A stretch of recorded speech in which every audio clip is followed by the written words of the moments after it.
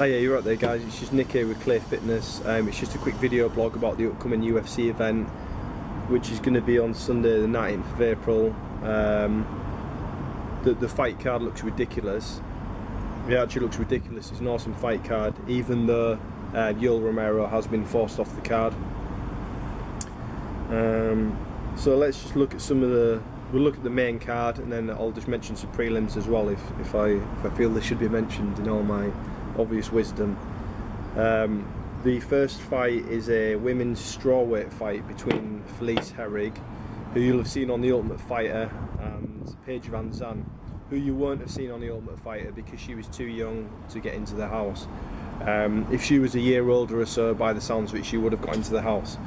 Would she have been successful? Felice Herrig says no. Felice Herrig thinks that everyone in the Ultimate Fighter house in that division, the first season of women's fighters, was elite, and Paige Van Zant wouldn't have been able to cut it anywhere. So it would be a good opportunity for her to prove her wrong. I'll be honest, I didn't see Paige Van Zant's last fight on the card she was on. I think that was the fight that I missed. Felice Herrig though, to me, I think she'll beat her because I think she's more experienced, a lot more experienced. Physically she looks stronger, she looks a bit bigger. Paige Van Zant looks tiny from what I saw. So yeah, I'm going to go with Felice Herrig for this one. I think she'll beat her. I think she might beat her decisively. Okay, like I say, I'm jumping the gun a bit. I've not seen Paige Van Zant fight, but Felice Herrig is good. I think she could beat her via submission. It might be a submission. So I'm going to go with Felice Herrig for this one. Although it'll be interesting, there's a little bit of trash talk, a few shots that have been fired. So we'll see how Van Zant responds to that, and if she whoops Felice Herrig's ass. The next fight is a really good fight. Whenever you watch Cub Swanson fight, it's always really exciting. The guy's a knockout artist. I'm a massive fan of his, and you can't help but respect the fact that he went from quite a big losing streak to going into the UFC and winning sort of 5-6 in a row, and most of them by devastating knockout. So he's fighting Max Holloway, who's a young up-and-comer. So it's a really experienced vet like Cub Swanson versus an up-and-comer like Max Holloway. I think they're both still going to be around for a while. I'd like Cub Swanson. I like Max Holloway. Seems like a nice dude, but I like Swanson to get a win and then send him back up into the upper echelons again. And you know, I'd like to see him in that mix for a while. He's a really good fighter, obviously. I think I'll go with Swanson for this one. It's a tough one to call, but I'll go with Swanson. Although Holloway probably has some reach and height and size, Cub Swanson's, you know, he's still a very, you know, muscular, lean fighter in that division, but I think he's got the power that might be able to put Holloway out. I think that'll be a very, very exciting fight though. I think that's probably going to be the fight of the night for me. So Cub Swanson versus Max Holloway, both great fighters to watch. I think Cub Swanson will get the win in this one though. Okay, this one was originally Yoel Romero versus Jacare Souza, which, excuse me, just having a bit of my coffee. Nescafe Azura, by the way, it's good stuff. Originally it was Jacare Souza versus Yoel Romero, but Yoel Romero dropped out for an injury of some kind. Obviously no one's going to really want to fight Jacare with 6 days notice, that's understandable. Chris Camozzi's been brought back into the promotion. He's had a fight outside the promotion. He finished that by submission. And he wanted to take the fight. He said, fighting's in my blood, I want to take this fight. He has. I don't think the conclusion will be any different to the first time that they fought. I think Jacare will submit him again, but you've got to respect him for stepping up and fighting someone that on 6 days notice no one else wanted to fight. Michael Bisping turned the fight down as well, although to be fair, I can see from Bisping's point of view, he's been training for another fighter who is also extremely tough, so you know, why change opponent?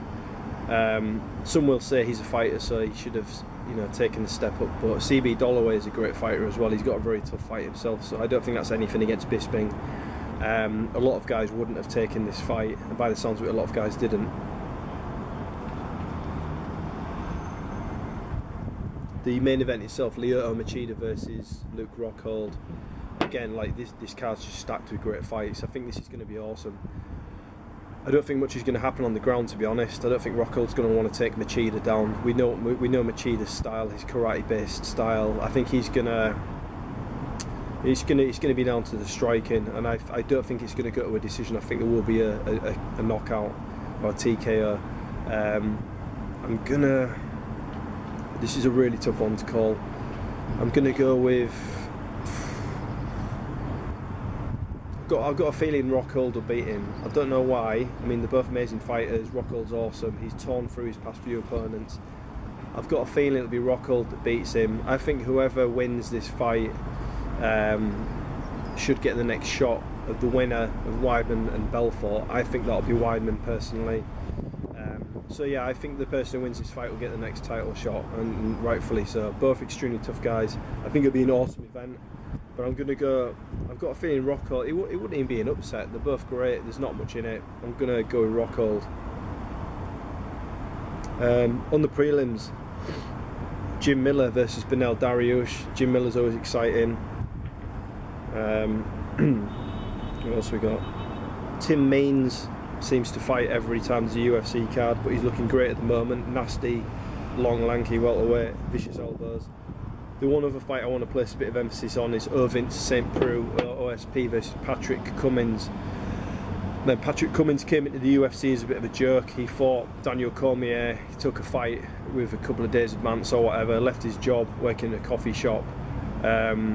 Then, you know, he got decimated by Cormier, as everyone expected, but since then he's rattled off some wins in a really convincing manner. His wrestling's amazing. Whenever you see him fight, he always just takes the guy down straight away, basically.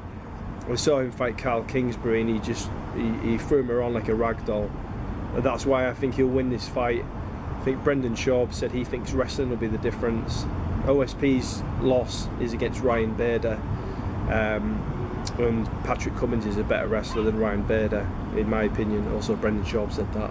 Just basically copying what Brendan Schaub said. I'm really looking forward to this fight. I really like Patrick Cummins. I think he'll be a top 5 light heavyweight. You never know, within a few years he might challenge for the title. He's getting older, but he's still got some gas in the tank, I take it. But yeah, I think this will be a great match. I'm going to say Pat Cummins to the win. I think he's going to use his wrestling, and he's one of those fighters where he uses his wrestling a lot. You know he's going to go there, but he's never boring. You know, he's always active. He's always pounding people out. So yeah, the event on the whole, I'm really looking forward to it. You know, let us know if you have any thoughts or comments or anything. There's some good cards shaping up now. This one, like I say, is just stacked, so I'll happily be watching the weigh-ins, the prelims and the main card. Thanks for watching. I'm going to go and get on with my day-to-day tasks now. Nick with Clay Fitness. Peace.